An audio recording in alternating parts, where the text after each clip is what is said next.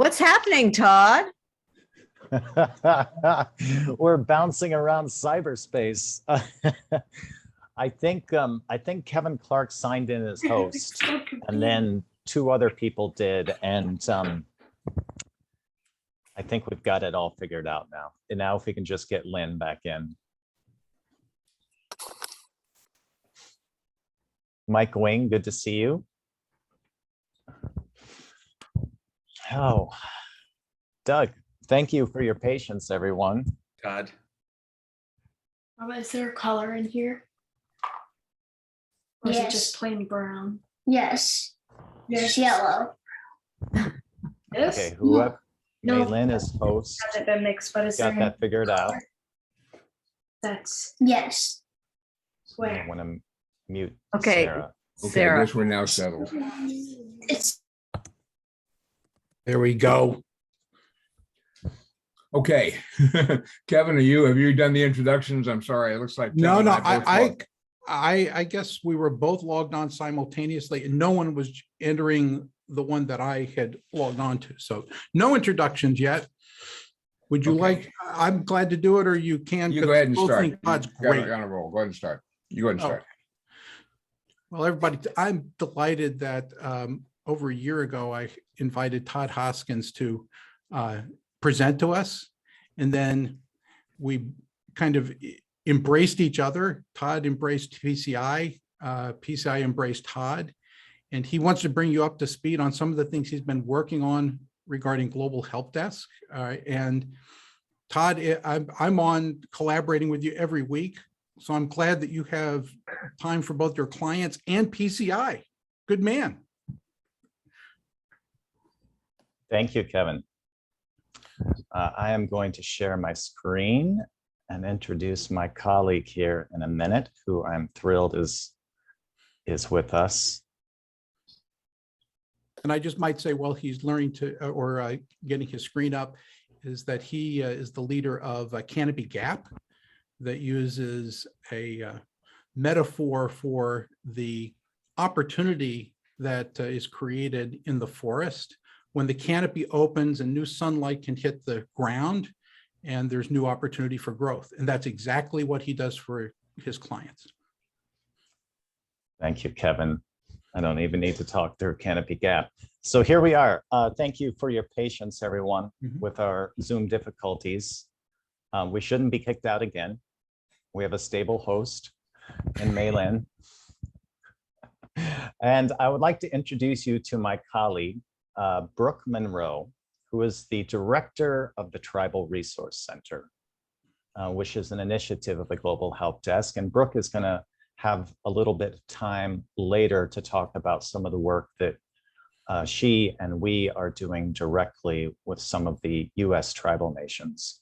So, as Kevin said, my name is Todd. I'm the founder of Canopy Gap. I'm also the senior fellow as of this summer for the Global Help Desk. So it is fun to give you these updates. You may remember Cindy Kuhn. For those of you who are around in July, she would have loved to have been here today as the board liaison for the Global Help Desk. She is in the process of interstate moving. So what we're going to go through today is a brief history, just a little bit about where we've been on this path. Then we're going to look at phases 1, 2, and 3 of the Global Help Desk. Not that that might change in the future because we've had to adapt already, but as we currently envision it, what are these phases? Then we're going to go into the TRC, the Tribal Resource Center, and finally, the Global Help Desk role within the Vaccination Equity Consortium. So that's our agenda for today. So as a review, what is the Global Help Desk? Well, we say yes to helping coordinate efforts that are people-powered related to digital opportunities and building local capacity. So that plays into resilient communities, digital finance, SMEs, uplifting women, involving youth, education, and across the globe in different places, especially if there are underserved or overlooked people who could benefit from digital transformation.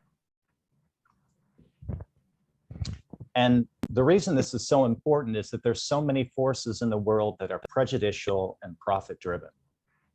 And to be able to do coordinating of efforts moving us all forward that are as much as possible free of bias and concerns for the bottom line, that creates a real value in the current state of the world.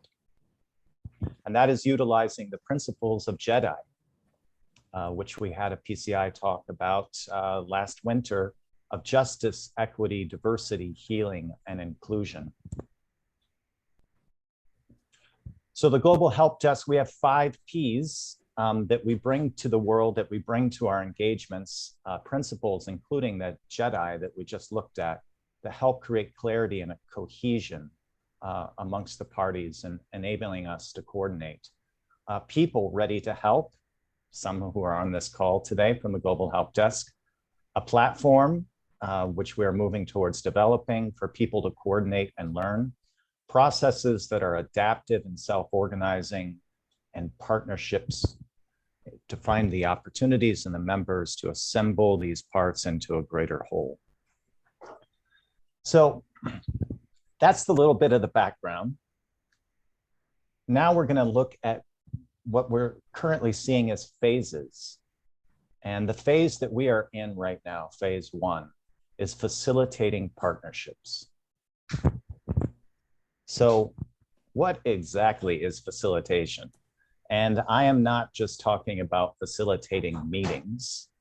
I intentionally included a picture of a kitchen here, because whether you are cooking at home or going to a restaurant, if you have a great experience from the food to the service, you've experienced fantastic facilitation. So in a restaurant environment, there's the front of the house, the host, the server, the bartenders, the people who are taking care of the customers directly. And there's the back of the house, the people who are preparing, cleaning up, cooking, chopping, all of the things. And if facilitated well between the back of the house and the front of the house, you have a great meal. Sometimes we don't see that, and that points to the importance of facilitation. So I would invite you, well, actually, I'm going to show you one more slide right now. What is effective facilitation? And I would say it's necessary for complex efforts. And the 4 elements that I look at for effective facilitation is that the parts and the whole fit together, whether it's 3 people, 3 teams, 3 organizations, 3 networks, or 100. There's a vision for what the whole can do together and how the parts and their efforts fit into the whole. There's voices heard. There's equity. All people contributing. Strengths realized, meaning people aren't just assigned random efforts, that we have a knowledge of who's good at what, and it enables us all to participate. And then we get to the outcome, a flow happens. We have connected actions. So I am not going to ask you to pause now and think about this topic of facilitation. And if you could just enter in the chat, what are other areas in which effective facilitation creates great outcomes?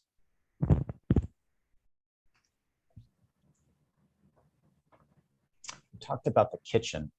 Everybody thinks of facilitating meetings. What about facilitating picking up the house cleaning? Dancing and music, absolutely. Interventions. This process of facilitation happens if there's just a couple parties or if there's hundreds of parties. And it's very key to understanding the Global Help Desk. I love that, Jeanette, facilitating celebration. Brooke, yes, Brooke knows about this firsthand. Parenting, raising children, resolving conflicts. mutual empowerment. Mike Wing, yes, basketball point guard is a facilitator, catcher on the baseball field, the shortstop. So great input here. So the importance of facilitation is key not just to the Global Help Desk, but to all global efforts. If we are going to make a change related to our path with climate, it's going to require excellent facilitation. You can have great ideas and great actions that can produce positive outcomes, but who will facilitate them? So a key part of that facilitation is feedback loops. What do we mean by feedback loops? Well, feedback loops meaning that relationship between the part and the whole, and that is there's a means of communication so that everyone gets the communication they need to do what they need to do. In complex arrangements, not everybody has the time to know what everyone else is doing. That's not reasonable even within most team settings. So the organization of the feedback loops is a key part of facilitation and why the Global Help Desk is so important right now. So where do those feedback loops come into play? Well, this phase 1 of the Global Help Desk is about facilitating partnerships, facilitating help. And if you look at this diagram here between the various parties, you can see that in order to create positive outcomes in a complex environment, there's likely going to be many types of organizations, networks, and peoples involved. For-profit companies, funders, government agencies, technology, nonprofits, NGOs, educational institutions, and people and communities. So if we put Global Help Desk that sometimes steps into the center of these relationships, we have to bring a network lens in order to get the most positive outcomes. And that means, as we talked about, seeing and acting from the whole, not controlling, but facilitating peer-to-peer learning, the willingness to experiment, creating a tone of generosity, seeking diversity that is so important in effective facilitation, and cultivating trust. So when Cindy and I talked about the Global Help Desk back in July, we mentioned that the Global Help Desk can provide a trust layer. If you think of the relationships between all of these different organizations around the outer edge of the circle, what helps them work together effectively is trust. And if someone can facilitate that trust, to realize strengths, to make sure all voices are heard, to prevent conflict, and when conflict arises, to manage it, and moving towards that flow, this is what's so important for the Global Help Desk. And in the world that we live in now, the necessity of public-private partnerships across the globe in order to move significant efforts forward is getting more and more obvious, and it's also happening more and more frequently. There's many people frustrated at the outcomes of COP26 in those climate change negotiations, but we're approaching that as nation states negotiating with nation states, which is part of it.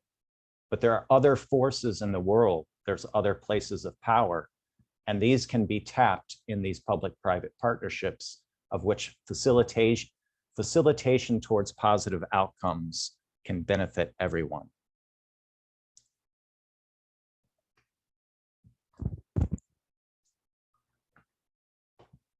So what's beyond facilitating partnerships? Well, phase 2, as we envision it, is facilitating resilient community hubs.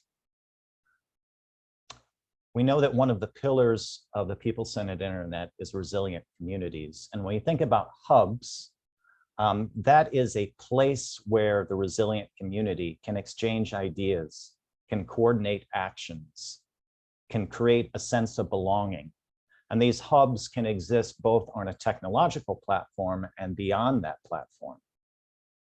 We have an opportunity now to do this work, which I'll talk about in a little bit, but we already have been doing this work for quite some time. You may be aware that the People-Centered Internet has been working for a number of years on a digital recovery plan with groups in Puerto Rico, facilitated once again by a wonderful organization called Echar Palante. This is transforming the entire island. And when we get updates, we can see the impact that they are having on government, on universities, on entrepreneurs, on parents, on children. And we are learning from them as they are learning from us, and it becomes a case study in creating a resilient community hub. And as we'll talk about with the Vaccination Equity Consortium, another place where the resilient community hubs take on great importance as this effort looks to underserved and overlooked areas across the globe. One of the strategies for approaching this in building local capacity is what would be beneficial to populations, groups of people, to get the right information, both relating to vaccine, but greater than that, beyond just health and community resilience.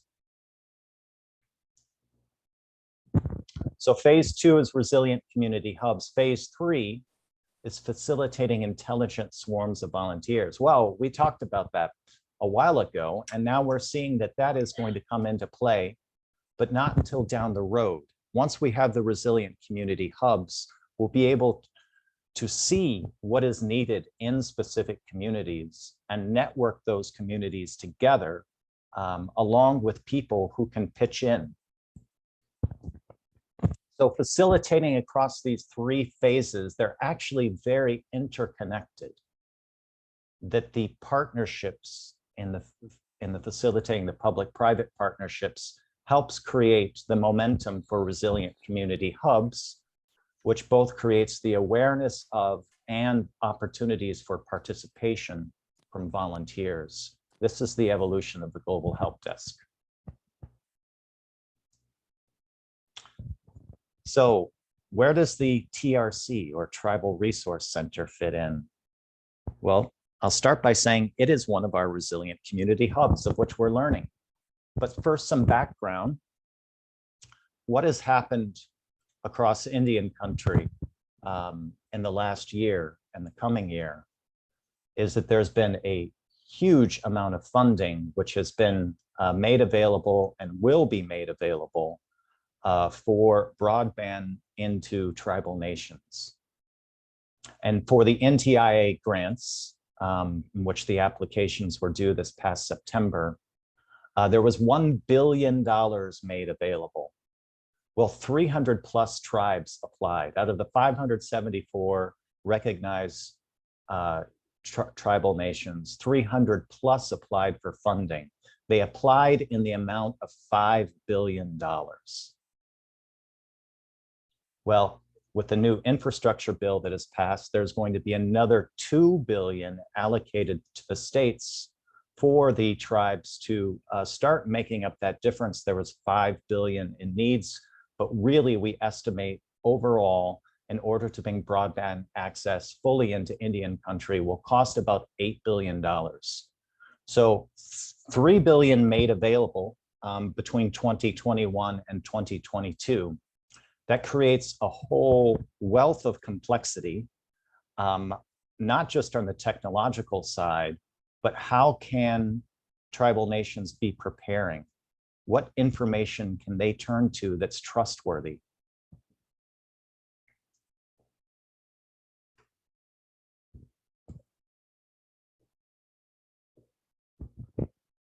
So the current focus of the TRC in meeting those needs, not just, again, of bringing in the technology, but bringing the benefits of the technology. And before we do that, helping tribes have all the resources they can in order to make the best decisions.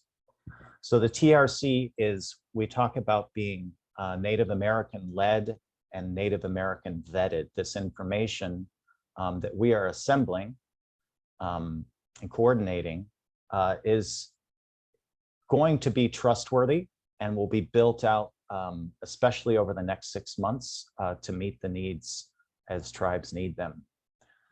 The way we're doing that is through a set of micro courses that are being developed in partnership with George Mason University.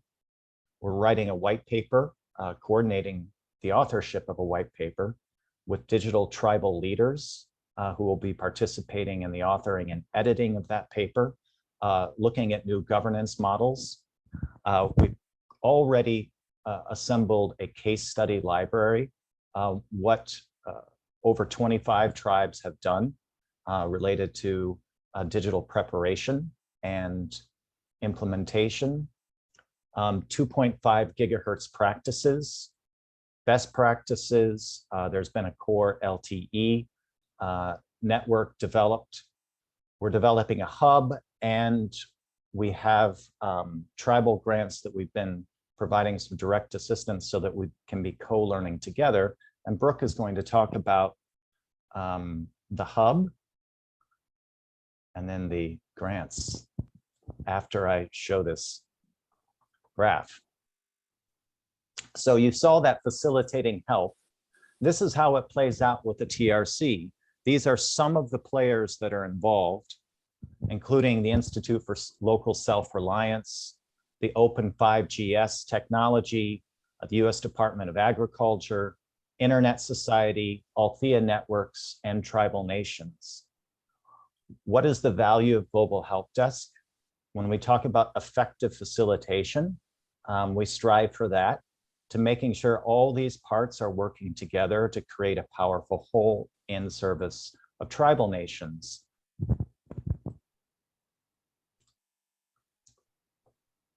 So I'm going to turn the mic over to Brooke. These are all the elements on the TRC hub, and Brooke can talk a little bit about the website and what's happening there and the vision for it. Hi all. Yep, that's all the resources I'm sorting through, trying to vet out and make sure they're relatable to the many tribes that are needing these resources. I think we're, I would say, about 90% ready for putting up our website hub. I'm pretty excited about it. We're getting some great information, great resources, and just a lot of good things are happening. And we've got a few people reaching out, trying to help with that, with those resources. Most excitingly, we've been working with a couple of tribes. We've been working with Shoalwater Bay and Hoopa Valley. And they're getting the ball running on their specific projects. Suppose I'll talk about Shoalwater first off. They are in the planning and preparation stage of their projects. They're trying to come up with some feasibility studies. They're specifically worried about their weather issues. Apparently they have tsunami threats and lots of weather issues going on there, as well as a lot of dead zones. And these are affecting day-to-day life there to the point where even their public safety is concerned. Their first responders, even the police officers and the ambulance, they are often stuck in these dead zones and they can't connect.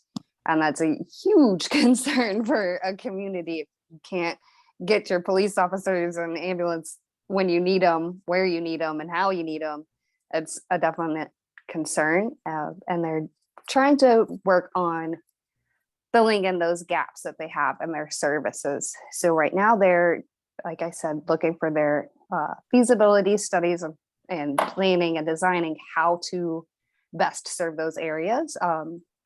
Their geography is a bit concerning, just because there's so much going on in their area. So connectivity is definitely something they have to work through with all the landscape and everything. Right now they're in the process of obtaining data and designing all of that so they can get the ball rolling on that. And they're working really hard. All right, we'll go to Hoopa Valley now. They're in the same design and design stage. They're also trying to figure out how to make their network more resilient. Right now, their network is going through their utilities program. And then they're also associated with a program they're building called Acorn Networks. It's a wireless type thing.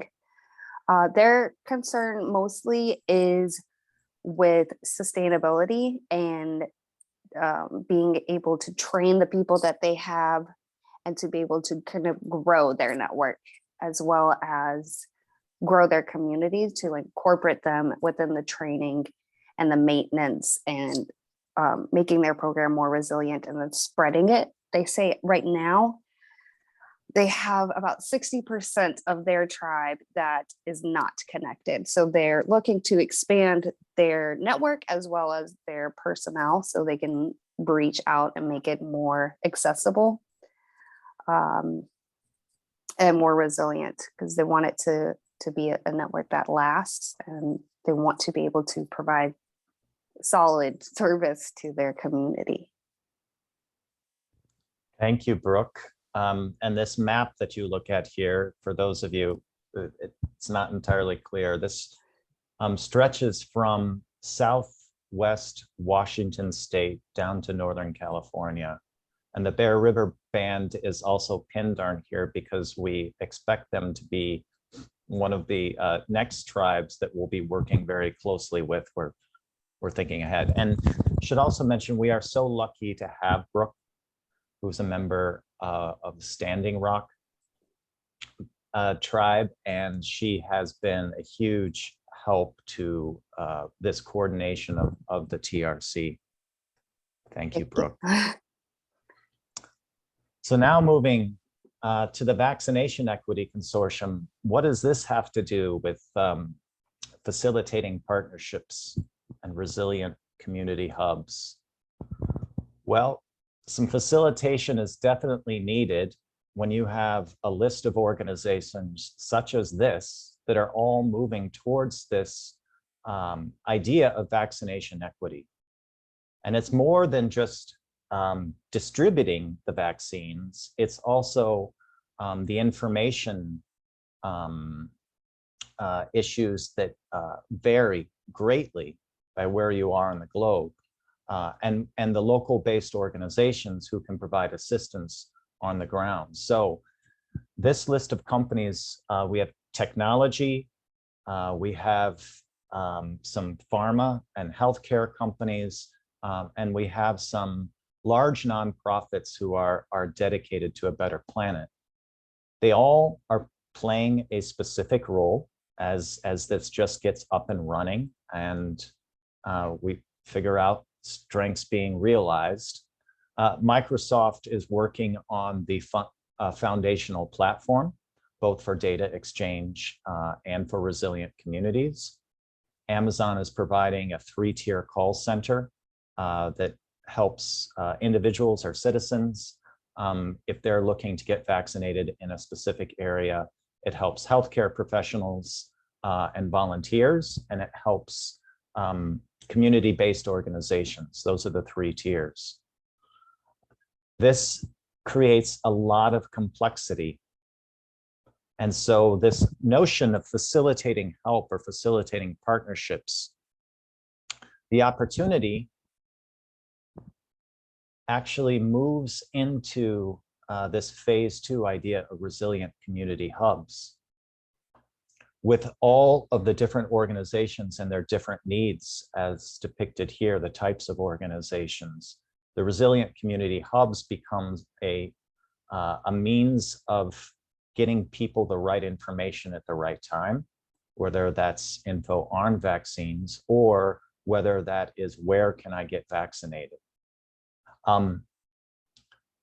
the facilitation for the global help desk is not essentially about vaccines or shots in arms. It's about how do we create the platform, the community hub platform, which brings forward the strengths and the needs of each part of this puzzle.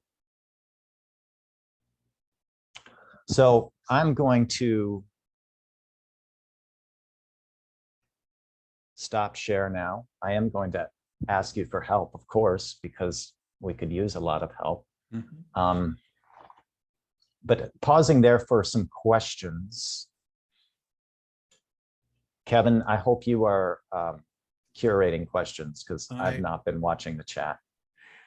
Yeah, we haven't actually had questions in chat. We did get contributions when you were asking. I asked a question, just to tee it up, to get us started. What are the outcomes that you're expecting? Let's start with the tribal community work that you expect, and how will you measure those outcomes? We have been talking about that this week, actually. So one of the things we're looking at is what percentage of tribes apply for and get funding in the coming year. So the TRC does not play, it plays a key assisting role, and that one of the items there on that long list of words was information around funding, contracting help. The TRC will enable, we believe, more tribes to get better information and assistance in order to get funding. So we would love to see with the infrastructure bill that percentage of tribes that are getting funding, we'd love to see that go up to 80%. It's one thing that we're looking at. We're also looking at the number of tribes who engage and participate with the TRC. So that's and then the amount of conversations that happen both with Brooke and our other partners with the TRC, but also the intertribal conversations. If we are a facilitator of helping tribes help one another, that's that peer-to-peer learning, which is so important of what we're doing. So we're looking at number of conversations too. No, that's great. Is that going to, just to follow on, is that going to build into a knowledge base, right, that's accessible over time? Or are they interventions and sharing peer-to-peer that are transient? I think it's an important value for PCI and the TRC, both security and privacy of data, but also the ability to tap into the wisdom of collective interactions. We're not at the point yet where we're planning exactly how we can derive intelligence out of those interactions, but it will be talked about. So Maylin might have something to say. Yeah, I was going to that. say, and I would value getting involved at the stage that you're ready to discuss it, because I do have some thoughts there. Maylin, do you have some thoughts? I think the whole area of measurement is very, very important. And my thoughts are, I would like to have Kevin involved because dashboards are really key to this. I speak as somebody who, helped to create the dashboards for CRM, customer relationship management. We are now talking about network relationship management.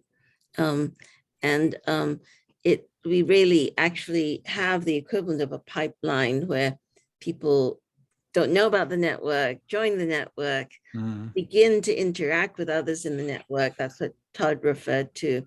But then when they start to do something together, how many people are doing things together related to the Resilient Community Hub?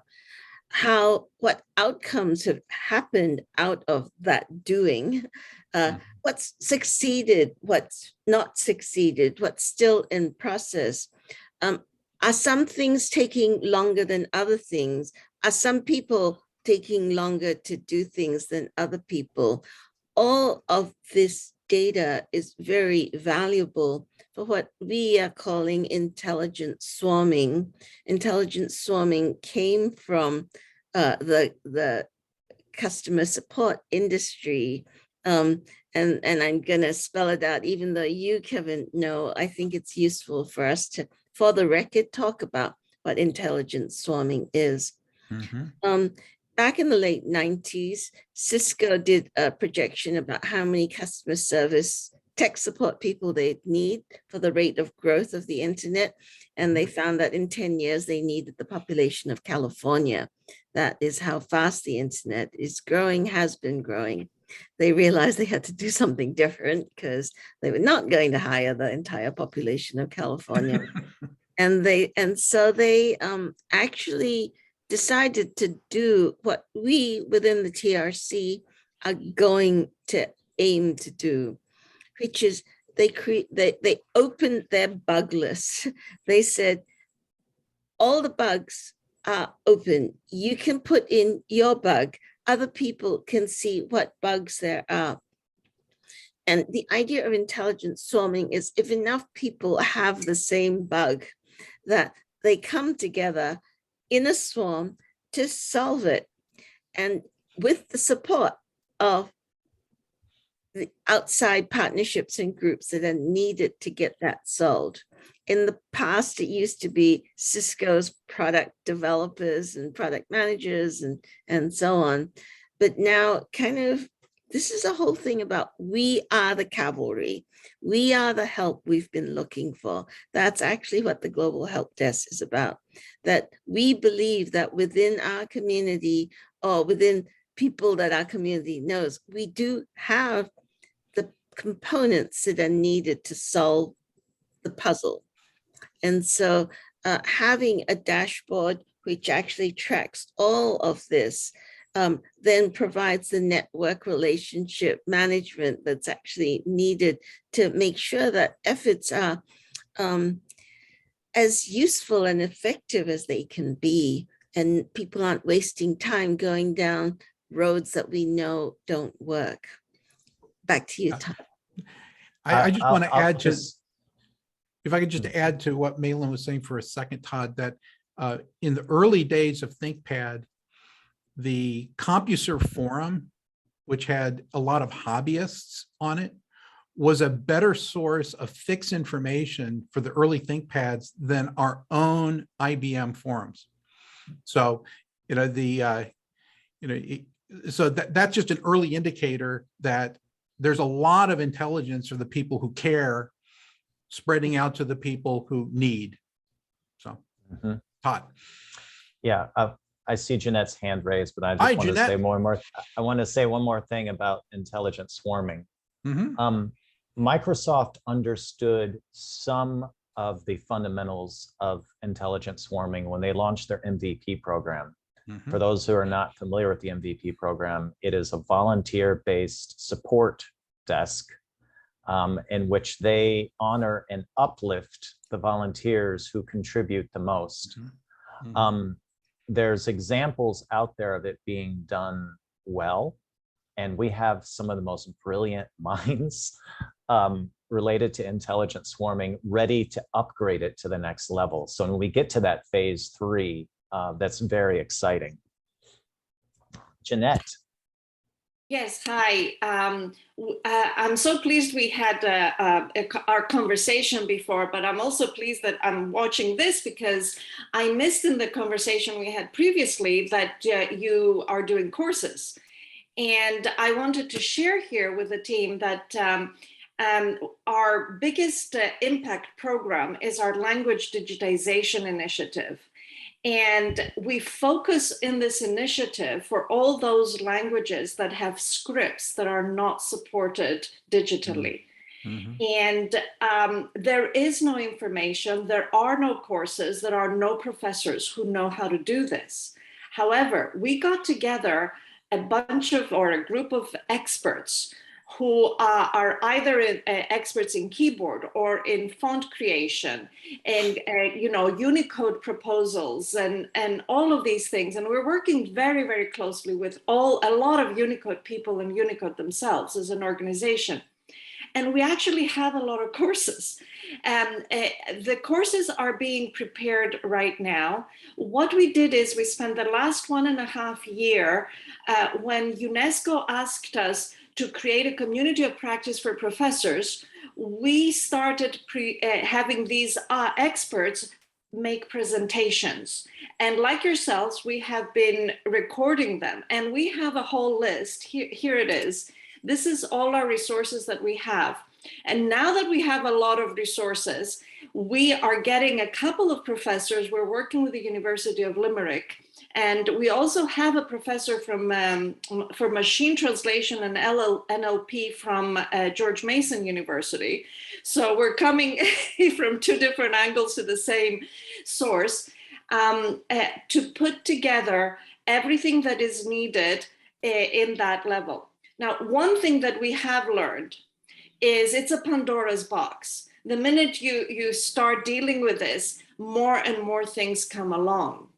So we digitize the language, we enable them to have text messages, we enable them to be on the internet in their own language.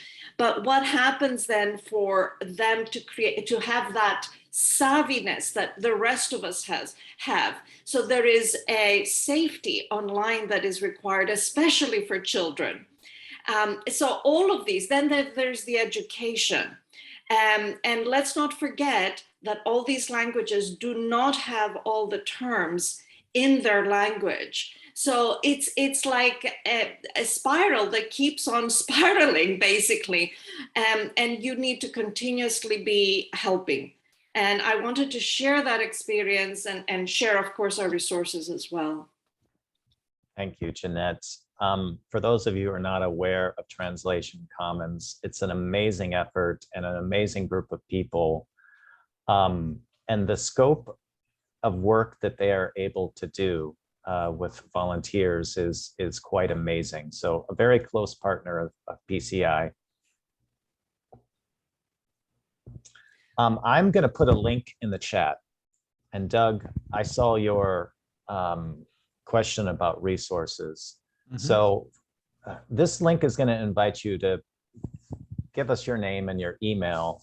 It's also going to ask the question, what are the networks and communities that you have a sense of belonging with that would bring greater expertise to this future of the Global Help Desk? So we're not going to contact these organizations. We're just curious as to how the network of networks extends and invite you to do that. But related to your question, Doug, anyone who signs up here, I'll make sure a copy of this presentation goes out to those people. Thank you so much. Doug, we appreciate you asking that question and requesting that link for resources, because this is clearly a networks of networks initiative. Lynn, I know that you've been involved in this. You want to jump in and share some thoughts from your perspective today? Yeah, you just raised your hand. Take yourself off mute and join us. I think he's applauding himself. Yeah. Oh, he's applauding himself. Okay. No way. The amount of work that Todd and Rick have done on this puts everything else to shame. But also David Althea, remarkable work in the field. So I think one of the things that's been interesting about this project is how it's evolved. And just as a small personal example, when my wife and I were first married, I used to make her waffles. And in the course of a recent move, we actually found the now 42-year-old waffle iron that we used to make that. And so we made some waffles on Sunday and reiterated the fact that fail was actually the first attempt at iterative learning. Yes. Because by the third or fourth waffle, we were not too bad, but the first couple were nothing to be proud of. But how that applies here is we at Mason had a very successful set of courses on DevSecOps, not DevSecOps, I'm sorry, the design thinking that worked for the university academic community. And we test ran one of these back in June or so, and found that it really was not at all the right format or approach for the tribal communities. And so we've been adapting them significantly into much shorter, more self-contained modules. Brooke has been reviewing content. Todd's been engaged also. And I think it's just an example of how many things that we as non-Native Americans don't understand about this. And we had a number of issues that came up where terms that we felt were appropriate and respectful turned out not to be. And so I think it's just the whole point of this is the empathize phase is so important at the beginning of one of these, to just understand what it is you're trying to do, and then the iterative nature of it. The other point I would note is that as the project gets more and more complicated and more has a potential for more and more tribes to engage and so on and so forth, I think it's important to step back for a minute and actually do a systems design spec on the project about just understanding who talks to whom, for example. I mean, what is going to be the responsibility of the TRC versus what Deborah is doing technically, and how do they talk to each other, what Matt's doing with his tribal boot camps, and what Mason is doing. And it's just, I've been involved in another project where we got much too far down in the weeds too quickly without stepping back and looking at the big picture to scope it. So I think that should be an important step going forward. But I've just been really, really thrilled to be part of this, because it's the energy and the importance and the enthusiasm are there, and looking at people working together to make positive changes, I think holds the potential for great opportunity. Thank you, Lynn. Mei Lin has her hand up. Yes, Malin. Yeah, this is so critical for our people-centered internet. The idea of pioneering how real feedback should happen, not feedback enough to, okay, how do I run my company better so that I can make more money, but feedback, because our interventions in the world are really for the betterment of the people and the planet. And if more people don't do that, we will not have people or planet. And I think we are in the first pancake stage of the internet.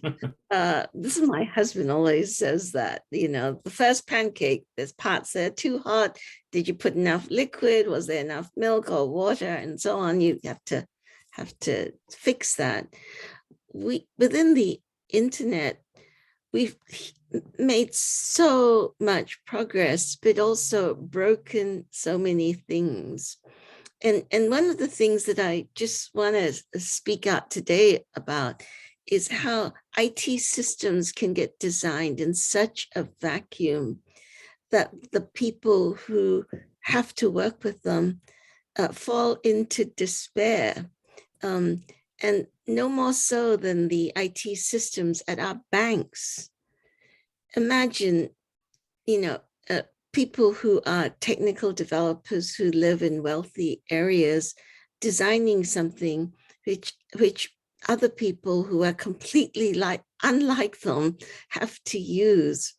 And no notion of how to train customer service representatives about how to handle interactions,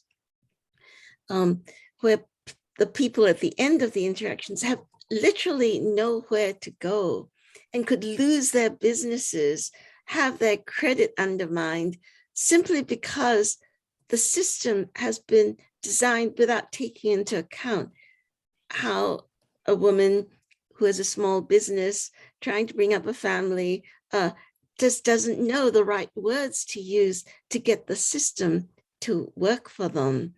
And this is happening in millions of interactions every year now.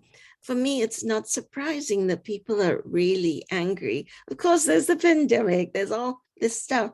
But when we allow information technology systems to be designed without empathy, without compassion, without a place for somebody to go to say, I lost my business because you closed my bank account because I said the wrong word when I was asking for help. This is happening every day now. We have to change this. The Tribal Resource Center is the first part of us really delving into those feedback loops to make sure that feedback gets through. Mhm. Back to you, Todd. Thank you, Maylin. Do we have any other questions? Yeah. Where did the $8 billion come from for the total cost of connecting Indian country? It comes directly from Matt Rantanen. Okay. I think it's a calculation based upon percentage of access now and what it has been costing to get access. Okay, thank you. Todd, and Brooke, I'll direct this to both of you. There's evidence to support that when asked for help, sometimes there's a mismatch in worldviews between, say, a first world solution and then trying to apply it to a different economy or a different culture, right? What is Global Help Desk doing about the translative layer to mapping a request with the right kind of response? Because, you know, what might work, you know, when I got in a conversation about General Electric, they said, hey, we would, the old one, right? Not the reinvented one, said, you know, in 20 years, we would like to sell an MRI machine to this region of a particular place. But before that, they need clean water. And before that, they need reliable electricity. And then they had all this stack of things that GE could do. And they said, at this point, they've reached the point where the hospital would be able to support an MRI machine, right? So there were a lot of steps, beforehand. What is in your thinking about that kind of do no harm translative adaptation?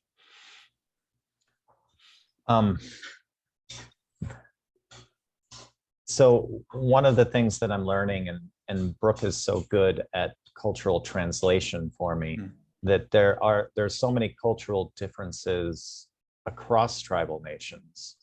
And how this is coming into play right now is Brooke has been working on, she's been assisting and working directly on a logo for the TRC. And Brooke, can you talk a little bit about what the what the process has been like of designing a logo that is native, and when native does not mean one thing?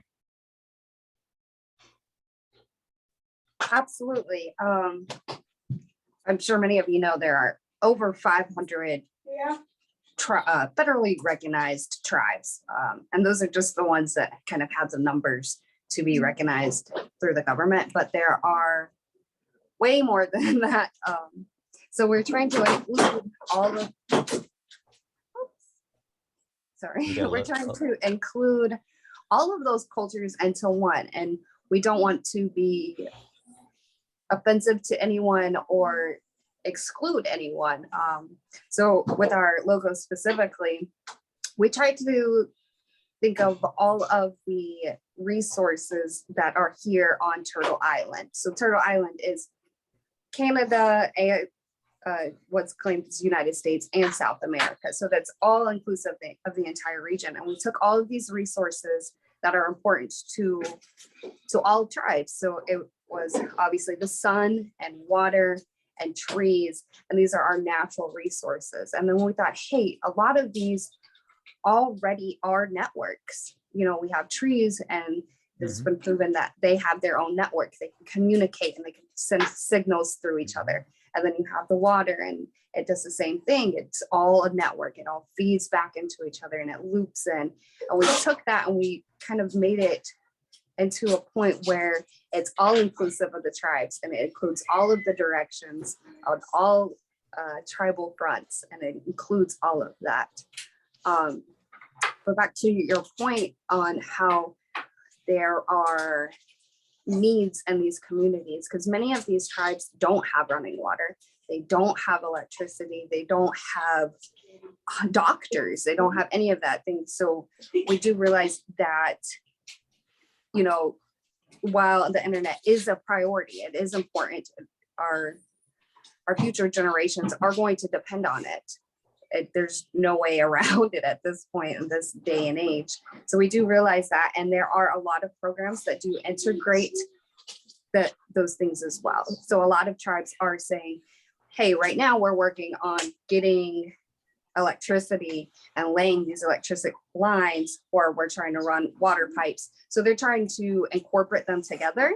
So while they're literally digging in the drench to put in those pipes or those lines, they're also trying to include internet and stuff. So we are aware of a lot of the cultural differences and the cultural challenges, both on and off the reservation. Thank you. Thank you. The asking for help, and thank you, Brooke. I think everyone can hear the humility that is necessary in the responding to help, which Brooke does when she has a lot of interactions, and she approaches these interactions with confidence that she has both the power of her own family and background, but also PCI behind her. But the humility of, I don't know exactly what you need or what you mean. And the process of asking for help and responding to help is such a human thing. It takes courage to ask for help, and then to respond to help in a way that is not dismissive or condescending takes so much humility. And if we have thousands of interactions that are asking and responding with humility and in a people-centered way, that alone is going to start to change our planet. That's very true. We have most tribes have 7 key things, the most important things that are part of our culture. And right up there is number 1, being humble. And nobody knows these communities better than the people who are living in them. So yeah, asking and listening is definitely number 1. We're at the bottom of the hour, and this is where we normally bridge from. Thanking everyone for joining, for our first hour. For those who want to stay for a little bit more Q&A in the second half, we would be delighted to have you. And let me just check and see if we have other questions. Doug, you just turned on your camera. Do you have a question? Yeah, looking at the entire infrastructure bill related to broadband is $65 billion total. What do you see, so there's the $2 billion that's, incremental for Native American or tribal. How to leverage the other 65 billion for these programs, especially given, the need for the 8 billion over the 3 billion that's available. PCI has other partners who are closely involved in not the technological installment, but more so the decision making, the governance, the community engagement pieces around how will these decisions be made. And so one of our partners, Mo Human, is looking specifically at the urban areas. Lynn Wells on the call here through Star Tides is also looking at some of the rural areas. And when we think of the network of networks effect here. This is why PCI is so important. We need places where all that information is flowing so that we can learn from one another. Urban and rural and tribal are all different, but there's more the same than there is different about all those. Go ahead, Kevin. I was just going to say that, to Doug's question is that, it might, knee-jerk reaction say, okay, well, if you're going to put a new, wireless infrastructure, let's go ahead and spend that money and put in 5G, right? Well, guess what? 5G has a very sharp drop-off in range, right? It's really good in urban areas. But if you're diffuse, right, like you're over a very wide, right, which, many tribal areas, right, represent that kind of diffusion, you might be better off not going for 5G. You might be better off redeploying, stuff that's getting ripped out of cities might be better being redeployed because the coverage area is so much bigger, right? It simply drops off as opposed to being, incrementally, as opposed to being a sharp drop off. Right? You would experience that in your home in the difference between your Wi-Fi 2 and Wi-Fi 5 networks. Wi-Fi 5, you got to be really close, but it's really fast when you're close. Wi-Fi 2, you get a, much, bigger footprint. So those are decisions that we're going to have to make, right? And now the latest and greatest is not necessarily the most adaptive for, what needs to get done. One of the things that we're running into a lot is not just the differences in people and needs and communities, but the differences in geography and geology. That creates its own sense of possibility and limitations, which is why when we look at resilient community hubs, one piece of information does not help everyone. The type of land that you live on, how you cook your meals, how you get health care taken care of, there's wide variety. And so that's why we see the resilient community hubs being interconnected, but unique, each one unique and catered to specific people, specific lands. Yeah, I would make one comment about 5G versus older technology. It's really about in coverage, it's about the spectrum being used. So you can actually use 5G at low band spectrum, like T-Mobile's doing that. And so you actually get, if you use the same spectrum, you actually get about two times better, more coverage. So there are some benefits. Is not, yeah, if you're in 5G up at the 30 gigahertz band, yeah, then you're going to drop off quickly. But at low bands, you actually get a coverage benefit. Good point. For 4G would be one comment. I'm really intrigued at the best practices of the what tribal communities have the most success. Because you learning from who did well and the mistakes that others played. I work at Nokia and we provide network equipment, but I'm also as an individual very passionate about connecting the unconnected, both here in the United States and around the world. And I think even though Starlink is that's not part of Nokia, I'm still pleased at what Starlink's doing and other satellite systems, just because I think that will help connect the unconnected in the rural areas. Looking at what's the optimal solution, and once you pick figure out for each community what the optimal solution. Now, technology is one aspect of it, but then I like Nokia was part of internet.org that Facebook kind of led, and they talk about the accessibility and accessibility and the affordability of technology. But once you pass those barriers, which hopefully with funding we can do that, then you have the readiness that are people to use that technology, right? Because if I give someone a computer or an iPad, can they do anything meaningful with that? And so are they ready to do something meaningful? And then is it relevant to their lives, right? You know, I Exactly. made this is cool, but if it's not relevant to my life, it sits on the shelf and never gets used. Exactly. So, you know, that's where I like affordability, access, and then a readiness and relevant to people's lives that's meaningful to them and not meaningful to me just because I'm cool. I think that's cool.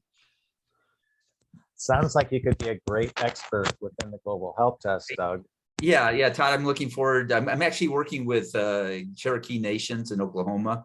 Some people, they're doing some really interesting work. And in fact, I'm going there on Tuesday. And so, you know, I live in Kansas City. So I filled in my information and happy to be engaged. Thank you very much. Doug, if you get to Perry, all right, along the Cherokee Strip, right, go to the Comeback Cafe. It's really good. Comeback Cafe, okay. That's where my family's from originally. All right. Yeah, Kevin has Oklahoma roots.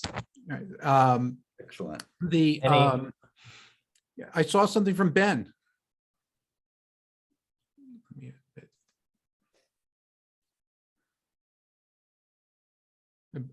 Sorry. Yeah, my question was, when we talk about something like a $8 billion threshold and establishing, are there established roadmaps? Every region should have a roadmap of needs and sufficiency. There should be sufficient roadmap conditions and waypoints along the way of evolution. And is there a sort of a taxonomy of levels of need that every region can establish a readiness for and a readiness to proceed further and next, so that we're not seeking an over engineering and over expensing of an architecture at the expense of other regions? Yeah, well, it's interesting, Ben, because the NTIA was through the Department of Commerce. Those grants, the applicants had to have their own EINs, and so the call was for individual tribal nations to submit their applications. We're aware in a few cases how tribal nations banded together to move towards something that would serve a larger geography or multiple needs. And I think the existence of the TRC will help expand that type of activity. Right now, we have plans for in the spring for the TRC to have conversational forums, and it's basically intertribal knowledge sharing at a key time of digitization. And so I think it's difficult to expect that everyone be able to do their own assessment, to do their own planning. There's been enough money flowing that a lot of them had to pay outside help, and some of them had bad experiences, which is another reason we need the TRC, because it needs to be a vetted list. But there'll also be more cases in which regionally, well, they'll both be knowledge, and there'll be knowledge first and then planning hopefully second. Is there a vocabulary and frameworks that allow them to do that with a common language across all regions, to communicate their status, their readiness for the next stage, and preparedness and their aspirational areas, so they don't just try to overreach the request beyond their ability to follow up? Not formally, but informally, and I'm speaking as just to the best of my knowledge, you know. So one of our partners in this, Matt Rantanen, who has, I won't list all of his qualifications or affiliations, they are many, but he has a listserv of about 2,000 tribal people on the digital side that he's in conversation with, that they're doing knowledge sharing. And he's a part of a number of different communities that are one of, for example, is building in the summer, spring and summer, a digital training center in the Southern California desert that will serve 9 tribal nations, but eventually will serve a lot more than that. So as these networks of affection form, then the language starts to be synced. And I think the taxonomy cannot be imposed. It has to organically manifest. And I think it is already, and it will continue to be as long as there's trusted ways of being able to come in contact with another. Once again, coming back to the importance of the role of facilitator, we don't need to facilitate those conversations, but can we make them easier to happen? So there are other questions or, because I don't see any right now. So we're close to the finish line here. Todd, your microphone was bouncing off your shirt, so you're making it's a little crunchy there. You're animated, good man. I know. Do you have any? I'm going to ask you to make some closing comments, all right, for the talk today. It's a very good update, and I just wanted to say, Maylin mentioned dashboards. So when you're ready to have a conversation about how choice flows is embodying research in dashboards and making decision support manifest, glad to have that conversation with the Global Health Desk team. Todd? Brooke, you want to say farewell first? Do you have any parting words? She's got to get back to family. I know you. Thanks for being with us, Brooke. Thanks for having me. I don't have any formal words, but I do appreciate being able to speak to you guys and getting some information and some direction. And I hope everybody can enjoy the rest of their weekend. Thank you. I hope everybody left today. Thank you, Brooke. Thank you for coming. I hope everybody left today with a bigger sense of facilitation of what that can mean and how much it's needed in order to face our largest challenges right now. And I also hope you signed up with the link I put in chat. So I'll send you the presentation and you can stay updated on all things Global Help Desk, TRC, and VEC, which stands for Vaccination Equity Consortium. That's great, Todd. I'll just let everyone know on December 7th, the PCI community will be invited to a special talk at 5 p.m. on Tuesday, December 7th. This is Tech for Peace, creating win-win-wins using data. So David Bray, who was one of the early founders of PCI, Mike Nelson from the Carnegie Center for an Endowment for Peace will be with us. We'll have Richard Boyd, who is a machine learning CEO with Tanjo. And so we'll be in a conversation, and we have one other person, Helen Armstrong, who is the author of Big Design, Big Data. And so we're going to have a strong conversation, and you'll see that invitation coming soon. It's not on a Sunday. Again, it's on Tuesday, December 7th. So Todd, thank you so much for giving us the update today. Very, thank you. You're just, it's very, GHD is very ambitious, right? But you're up to the task, my friend. Thank you so much for being with us and all your work and the work of the team. Thank you. Cheers. Have a great Thanksgiving, everyone.